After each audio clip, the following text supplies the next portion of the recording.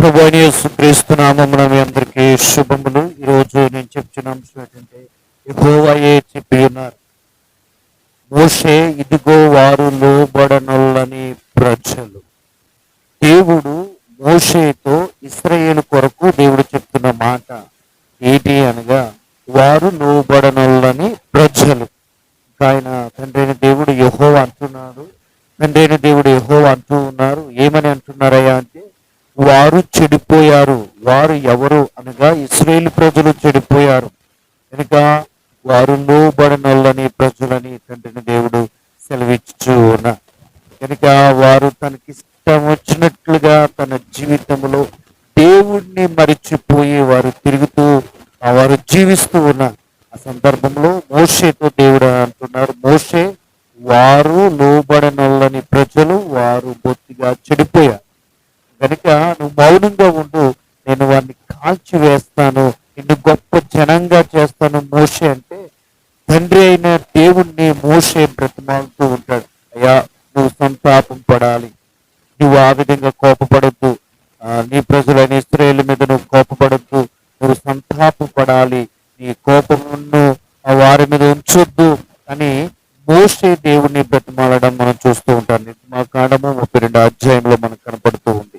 కనుక నేను చెప్పే అంశము యెహోవాయే చెప్పి ఉన్నారు. ఏమనంటే, ఇశ్రాయేలు ప్రజలు వారు లోబడనొల్లని ప్రజలు చెడిపోయారు కనుక నేను వారిని కాల్చేస్తాను, మోషే నిన్ను గొప్ప జనంగా చేస్తానన్నప్పుడు మోషే ఏ విషయంలో ఆ విధంగా మీరు చేయొద్దు తండ్రి అయిన యెహోవా, మరి ఆ ప్రజలను మీరు కాల్చివేయొద్దు కనుక సంతాపపడండి, దయచేసి క్షమించండి అని దేవుణ్ణి ప్రాధేయపడుతూ ఉన్నారు. మోషే దేవుణ్ణి అడుగుతూ ఉన్నారు. మనము కూడా అటువంటి జీవితం, ఎటువంటి జీవితం అంటే ఇశ్రాయేలు ప్రజల వలె బహు చెడ్డవారిగా లోబడినొల్లని వారిగా మనం ఉండకుండా దేవునికి ఇష్టమైన బిడ్డలుగా మనం ఉంటే, దేవుడు ఎప్పటికీ మనల్ని ఆయన దీవించే దేవుడు, కాపాడే దేవుడు, రక్షించే దేవుడు, ప్రతి విషయంలో దేవుడు మనకు తోడై ఉండే దేవుడు.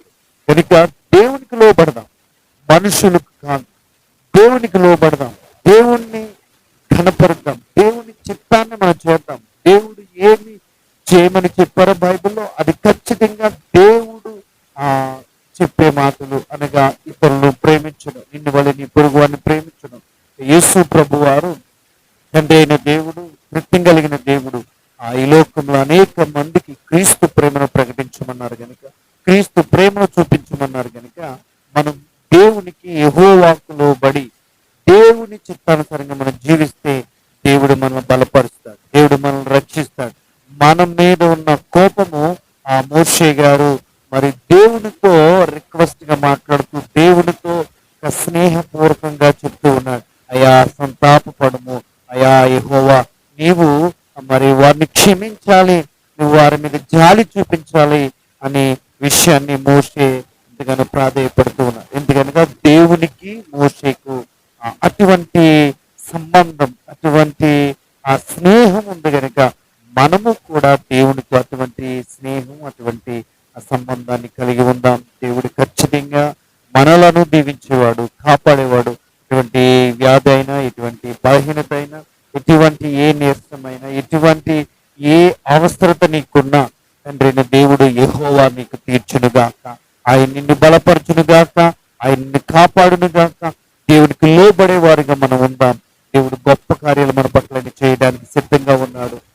యవనస్తులారా, తల్లిదండ్రులకు లోబడండి, పెద్దలకు లోబడండి, మీ యొక్క చదువుచున్న మీ యొక్క టీచర్స్కి లోబడండి. అప్పుడే నువ్వు దీంపబడతావు, అప్పుడే నువ్వు ఉన్నతమైన జీవితాన్ని అనుభవించడానికి అవకాశం ఉంటుంది.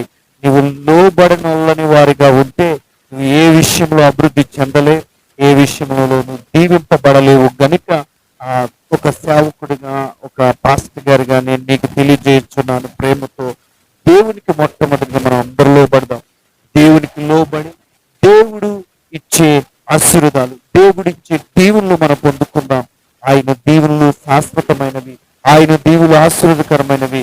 యవనస్తులారా, దేవుడు నీతో మాట్లాడుతున్నాడు, ఈ లోకాన్ని విసర్జించు, ఈ లోకాన్ని ఎత్తకొద్దు, ఈ లోకంలో వాటిని ఆశించవద్దు కానీ దేవుణ్ణి ఎదుగుదాం, పైన వాటిని వెతుకుదాం. దేవుడు ఏది చెప్తే మన కొరకు దేవునికి లోబడి మనం జీవిద్దాం. దేవుడు అటువంటి దీవెనతో నిన్ను నన్ను మన అందరినీ దీవించి కాపాడును గాక. ఈ మెసేజ్ ద్వారా అనేక మంది దీవింపబడినట్లయితే దయచేసి కామెంట్ చేయండి, షేర్ చేయండి, సబ్స్క్రైబ్ చేయండి. ఇంకా అనేకమైన వీడియోలు చేయడానికి అవకాశం ఉంటుంది. దయచేసి ముగింపు ప్రార్థన చేసుకున్నాం. ప్రార్థన. దయగలిగిన తండ్రి, నీ ఘనమైన నామమునకు వందనాలు.